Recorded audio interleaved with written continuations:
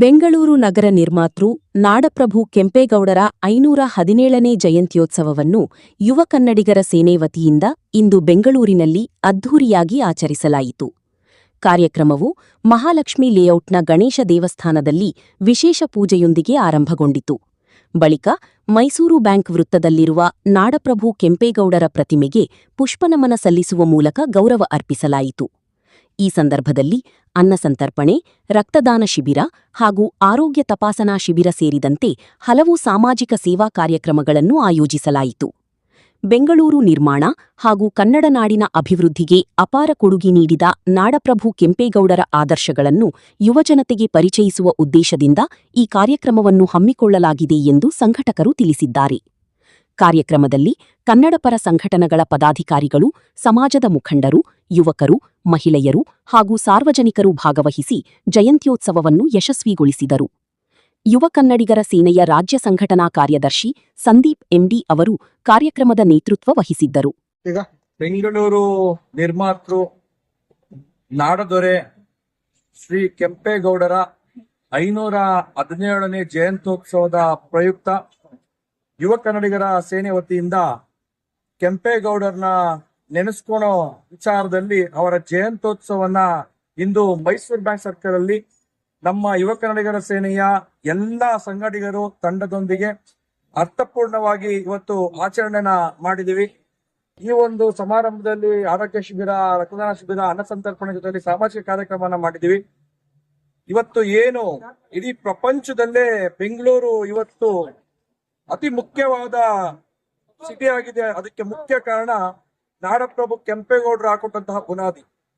ಅವತ್ತಿನ ಅವರ ಯೋಜನೆ ಹೇಗಿತ್ತು ಅಂದ್ರೆ, ಸುಮಾರು ಸಾವಿರಾರು ವರ್ಷಗಳು ಕಳೆದ್ರೂ ಕೂಡ ಬೆಂಗಳೂರು ಭದ್ರವಾಗಿರಬೇಕು, ಬೆಂಗಳೂರು ಬೆಳಿಬೇಕು ಅನ್ನೋ ಅವರ ಯೋಜನೆ ಇವತ್ತು ನಾವು ಇಷ್ಟು ದೊಡ್ಡ ಮಟ್ಟದಲ್ಲಿ ಬೆಂಗಳೂರು ಉಳಿಲಿಕ್ಕೆ ಕಾರಣ. ಪ್ರತಿ ವರ್ಷ ಅವ್ರನ್ನ ಸ್ಮರಿಸ್ಕೊಳ್ಳೋ ಕೆಲಸನ ಯುವಕರ ಸೇನೆ ವತಿಯಿಂದ ಮಾಡ್ತಾ ಇದೀವಿ. ಜಯಂತ್ಯೋತ್ಸವ ಕೇವಲ ಆಚರಣೆಗೆ ಅಷ್ಟೇ ಅಲ್ಲ, ನಾನು ಸರ್ಕಾರಕ್ಕೆ ಒಂದು ಮನವಿನ ಮಾಡ್ತಾ ಇದ್ದೀನಿ. ಕೆಂಪೇಗೌಡ ಜಯಂತಿ ದಿನವನ್ನ ರಜಾ ದಿನವಾಗಿ ಘೋಷಿಸಬೇಕು. ರಜಾ ದಿನವಾಗಿ ಘೋಷಿಸಿದ್ರೆ ಶಾಲಾ ಮಕ್ಕಳಿಗೂ ಕೂಡ ಒಂದು ರಜೆ ಏನಕ್ಕೆ ಆಗುತ್ತೆ ಅಂತೇಳಿ ಕೆಂಪೇಗೌಡರನ್ನ ಸ್ಮರಿಸ್ಕೊಳ್ತಾರೆ.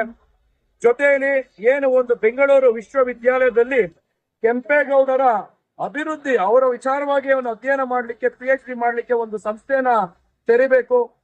ಕೆಂಪೇಗೌಡರನ್ನ ಪ್ರತಿ ವರ್ಷ ಸ್ಮರಿಸ್ಕೊಳ್ಳುವಂತ ಅಭಿವೃದ್ಧಿ ಪ್ರಾಧಿಕಾರಿಗಳಿಗೆ ಹೆಚ್ಚು ಅನುದಾನಗಳನ್ನ ಕೊಡಬೇಕು ಅಂತ ಈ ಮುಖಾಂತರ ಸರ್ಕಾರನ ಮನವಿನ ಮಾಡ್ತೀನಿ.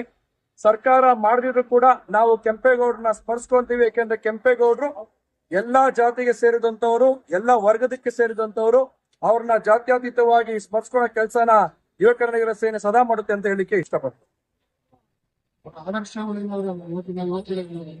ಇವತ್ತಿನ ಯುವ ಪೀಳಿಗೆಗೆ ಕೆಂಪೇಗೌಡರ ಕುಟುಂಬದಲ್ಲಿ ಇದ್ದಂತ ಆದರ್ಶಗಳು ಪ್ರೇರಣೆ ಆಗಿರ್ಬೇಕು. ಯಾಕಂದ್ರೆ ಅವರ ಪ್ರೇರಣೆ, ಅವರ ಆದರ್ಶಗಳಿಂದ ಮಾತ್ರ ಇವತ್ತು ಬೆಂಗಳೂರು ಇಷ್ಟು ಭದ್ರವಾಗಿದೆ. ಎಲ್ಲೋ ಒಂದು ಕಡೆ ನಾವು ಅವ್ರನ್ನ ಸ್ಮರಿಸ್ಕೊಂಡಿರೋ ಅವ್ರ ಆದರ್ಶಗಳನ್ನ ಪಾಲಿಸ್ಕೊಂಡಿಲ್ಲ ಅಂದ್ರೆ ಮುಂದಿನ ದಿನ ನಾಡಪ್ರಭು ಕೆಂಪೇಗೌಡರು ಕಟ್ಟಂತ ಬೆಂಗಳೂರು ಹೊರ ರಾಜ್ಯದ ಅಥವಾ ಬೇರೆ ಒಂದು ರಾಜ್ಯದ ಜನ ಬಂದು ಇಲ್ಲಿ ಆಡಳಿತ ಆಗೋ ಪರಿಸ್ಥಿತಿ ಬರ್ತದೆ. ಅದಕ್ಕೆ ನಾವು ಕನ್ನಡಿಗರು, ಕನ್ನಡಪರ ಸಂಘಟನೆಗಳು ಅವಕಾಶ ಕೊಡಲ್ಲ. ಅವರ ಆದರ್ಶಗಳನ್ನ ಇಟ್ಕೊಂಡೆ ನಾವು ಜಯಂತಿಗಳನ್ನ ಮಾಡ್ಕೊಂಡು ಕನ್ನಡವನ್ನ, ಬೆಂಗಳೂರಿನ, ಕರ್ನಾಟಕ ಕಾಯ ಕೆಲಸವನ್ನ ಮಾಡ್ತೀವಿ ಅಂತ ಹೇಳಿಕ್ಕೆ ಇಷ್ಟಪಡ್ತೀನಿ. ಸೇನೆಯಿಂದ ಪ್ರತಿ ವರ್ಷನೂ ಒಂದು ವಿಶೇಷ ದಿನಗಳನ್ನ ಜಯಂತಿಯಿಂದ ಮಾಡ್ತಾರೆ. ಈ ವರ್ಷ ಮತ್ತು ಮುಂದಿನ ವರ್ಷ ಏನು ಹೊಸದಾಗಿ ನಾವು ಇಲ್ಲಿ 5 ವರ್ಷದಿಂದ ಸಂಘಟನೆ ಮುಖಾಂತರ ನಾವು ಇಲ್ಲಿ ಜಯಂತಿನ ಮಾಡ್ತಾ ಇದ್ದೀವಿ. ಯುವ ಕನ್ನಡಿಗರ ಸೇನೆ ವತಿಯಿಂದ ಇದು ಪ್ರಥಮ ವರ್ಷ. ಈ ವರ್ಷ ಆರೋಗ್ಯ ಶಿಬಿರ, ರಕ್ತದಾನ ಶಿಬಿರ, ಸಾಮಾಜಿಕ ಕಾರ್ಯಕ್ರಮಗಳನ್ನ ಮಾಡಿದೀವಿ. ಸರ್ಕಾರಕ್ಕೆ ಒಂದಷ್ಟು ಮನವಿಗಳನ್ನ ಕೂಡ ಕೊಡ್ತಾ ಇದೀವಿ. ಮುಂದಿನ ವರ್ಷ ಇನ್ನೂ ಹೆಚ್ಚಾಗಿ, ವಿಭಿನ್ನವಾಗಿ, ಅದ್ದೂರಿಯಾಗಿ ಇಡೀ ರಾಜ್ಯವನ್ನೇ ನೋಡೋ ತರ ಇದೇ ಜಾಗದಲ್ಲಿ ಕಾರ್ಯಕ್ರಮ ಮಾಡಬೇಕು ಅನ್ನೋ ಒಂದು ಆಸೆ ಇದೆ. ಮಾಡೋ ಶಕ್ತಿ ಕೆಂಪೇಗೌಡರು ಕೊಡ್ತಾರೆ ಅಂತ ಅನ್ಕೊಂಡಿದ್ದೀವಿ.